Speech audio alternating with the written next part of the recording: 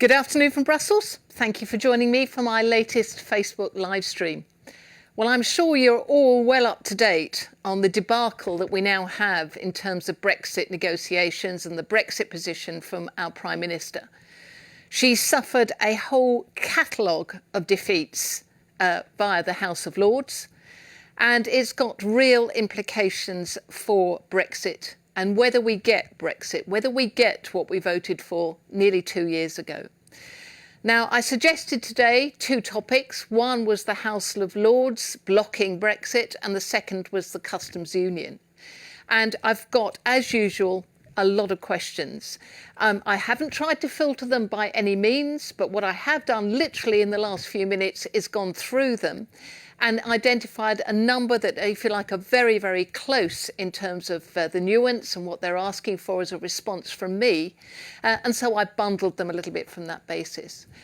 Now, please bear in mind that every time I do one of these, I'm giving you my personal views. I'm giving you what I believe is an honest and up-to-date situation analysis, situation appraisal of where Brexit is. And I'm doing that as a staunch and fervent Brexiteer. And there aren't many of those around, particularly, certainly, amongst some of the other United Kingdom MEPs.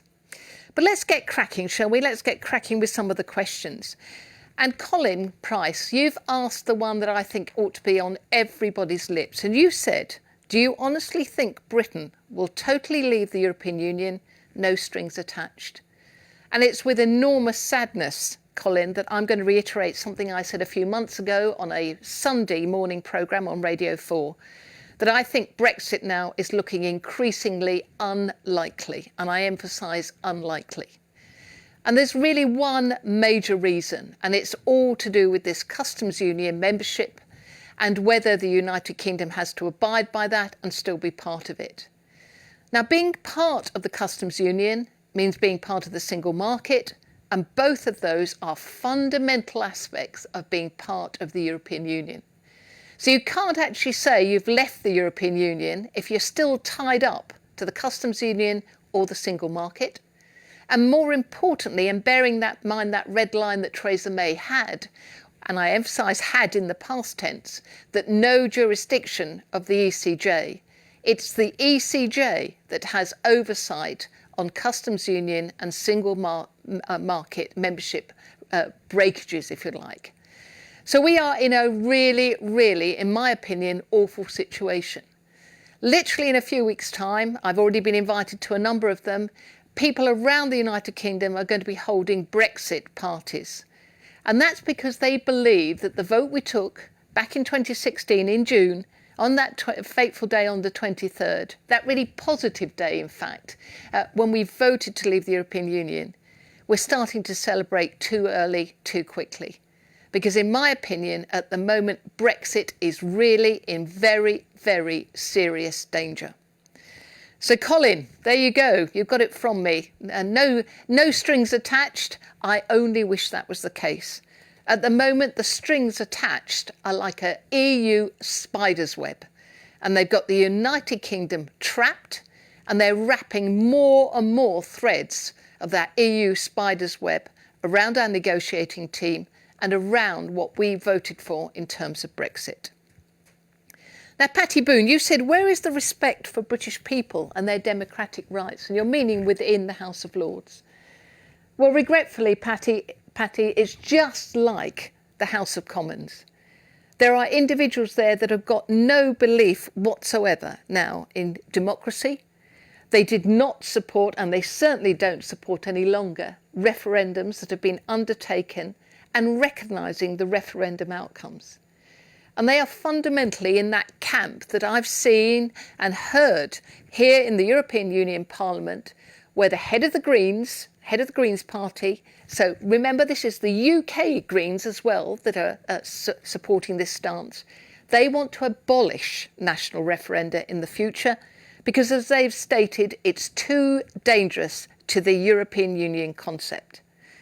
We have a House of Lords that's significantly and severely unbalanced. It's unbalanced from the point of view, one, it is stoked with political representation, and it is stoked with individuals who have got no, if you like, sense of what the people want, what the United Kingdom electorate voted for, and what we actually believe should happen in terms of Brexit. So it's a really, really, in my opinion, negative situation. Now, Derek John Jackson, you said, can we still get the Brexit I voted for? Well, I voted, I hope, like you, Derek, for what I called a clean Brexit. I didn't vote to be stuck in an EU, European Union revolving door. I didn't vote for a Brexit, to use that Hotel California song, that you can check out but you can never leave. I voted to leave the European Union. And that was the question that was on that ballot sheet. It was the question that David Cameron, with his leaflet to all of the United Kingdom households at an extortionate cost to the taxpayer, tried to dissuade people from making. And people keep trying to say, well, it was only a 4% difference. It was a fundamental pro-leave the European Union decision and outcome. And I still believe that if we were to hold that referendum now, given that there is much, much more knowledge out there, there is much, much more understanding as to how threatening European Union membership is to the United Kingdom's sovereignty, to control of our laws, to control of our parliamentary system, to control how people actually live their lives in the British Isles, that vote differential could be even higher. Joan Constance Stokes, you've asked, can Parliament ignore their proposals? Now, yes, Parliament can ignore those proposals, but the way the UK constitution, unwritten constitution, works is we get what's called ping-pong. And so there is every likelihood that the Parliament will actually ignore some of what the House of Lords have voted for. They'll try and ignore all of it. But they'll still have to, each time they vote on something in Parliament, it will have to go back to the House of Lords for scrutiny. And that, I think, is what is playing to the Remain camp. They are hoping that the whole Brexit negotiations, the Brexit differentiation and all of the, if you like, the discussion about it, if they can continue that ping-pong well into the future, yet again it will play to the delaying of the Brexit. Now, Anthony Deeth, you said quite a few of the Lords received personal financial gain from the European Union. Why don't the Lords have to declare a conflict of interest and remove themselves from a vote? Well, I have to say, my understanding is that they do have to declare a conflict of interest, but that's where it stops. There are far too many of them that do have a conflict of interest. They've been European Union commissioners, and there's at least 3 I can think of, 2 Labour and 1 Conservative. There are individuals there that have been committed Europhiles all of the times they were MPs in the House of Commons. But they have a real personal problem in that they will not remove themselves from a vote.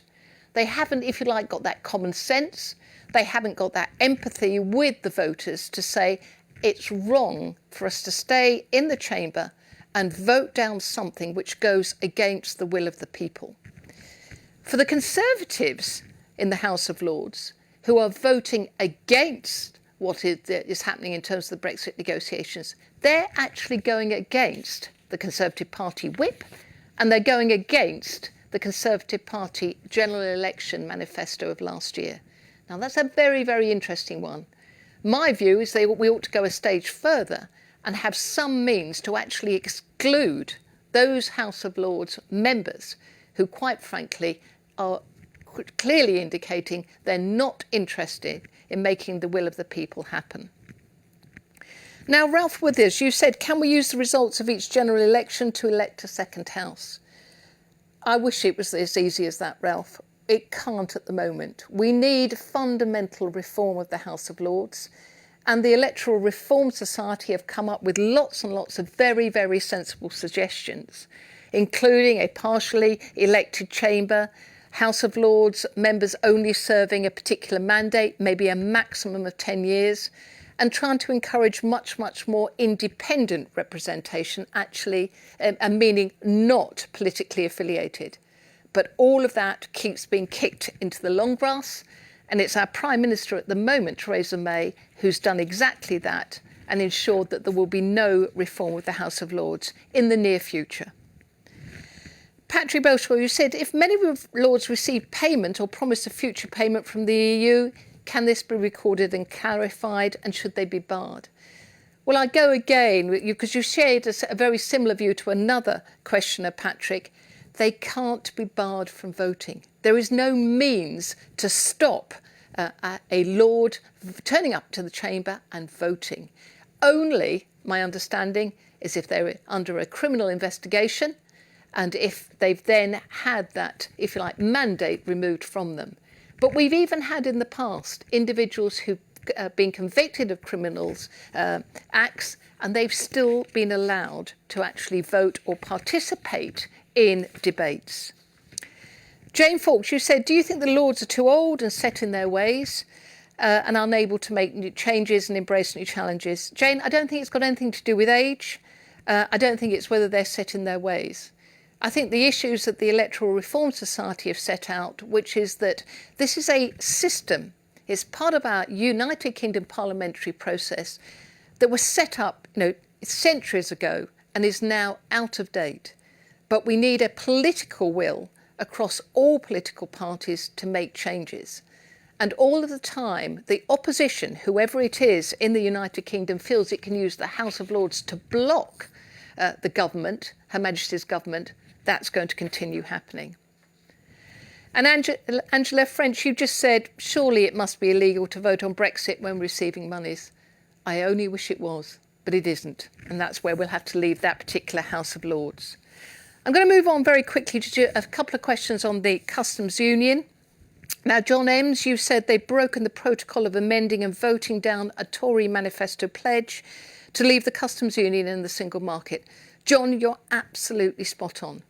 This is exactly what is happening in both the House of Lords and the House of Commons. And I think it really is shameful when I see MPs like Nicky Morgan, like Anna Zoubri, who are Tory, they are Conservative elected MPs, taking the stance that they've done and going against what was the Conservative Party general election manifesto.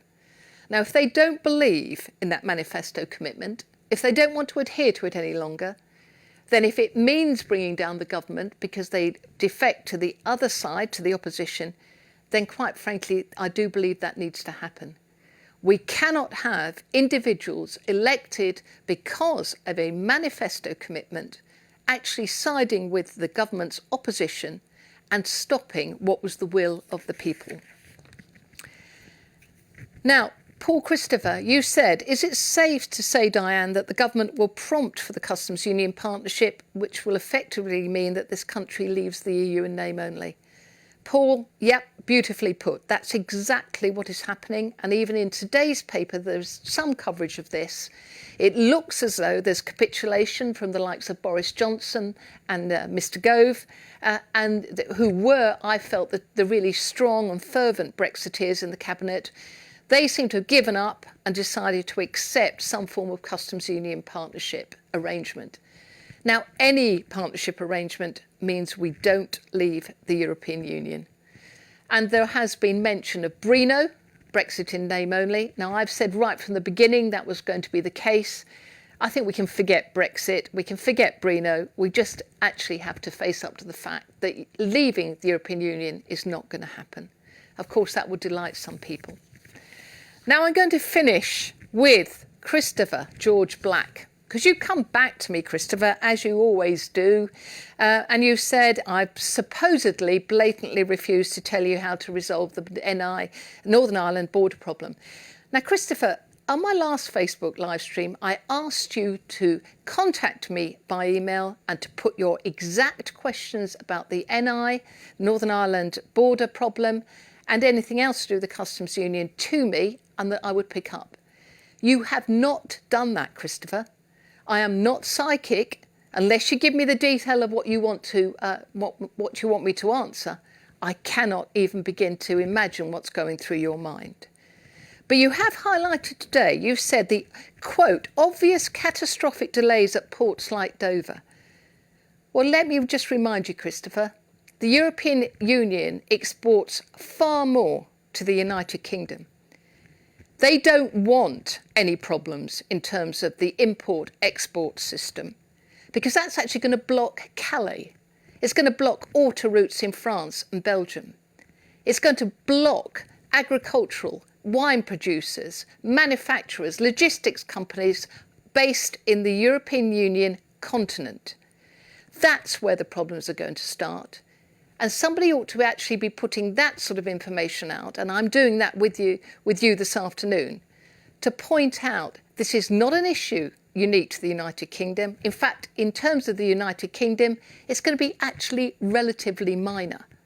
What is going to be the problem is when German automotive companies find they can't get their cars through, when wine producers in France, Italy and Spain find they can't get their wine into the United Kingdom, when Spain and Portugal find that all those European Union funded agricultural projects can't get their tomatoes and their fruit into the United Kingdom.